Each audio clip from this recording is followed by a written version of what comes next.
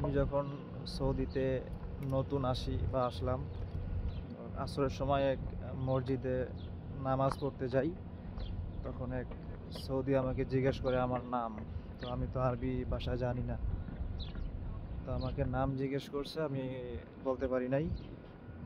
আমাকে আরবিতে নাম জিজ্ঞেস করছে এইভাবে যে এসে ইনতা ইসমুক, যে তোমার নাম কি। তো আমি তো আরবি ভাষা পারি না, এই জন্য নাম আমি বলতে পারি নাই। তারপরে বলতেছে যে এর শগল, কি কাজ করো, সেটাও বলতে পারি নাই। তো সবশেষে আমাকে একটা কাজের অফার দিছে। তো আমি তো আরবি ভাষা বুঝি না, এই জন্য ওনার কোনো কথাই আমি বুঝি নাই। তো এক বাঙালির কাছে গেলাম, বললাম যে দেখেন এই সৌদি আমাকে কি বলে। তো উনি আমাকে বুঝাই বললো যে আপনাকে একটা কাজের অফার দিছে।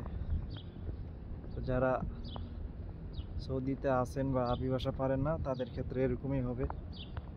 কোনো একটা সৌদি কিছু বললে আপনি সহজে বুঝতে পারবেন না, এই জন্য সহজে আপনারা আরবি ভাষা শেখার জন্য চেষ্টা করবেন।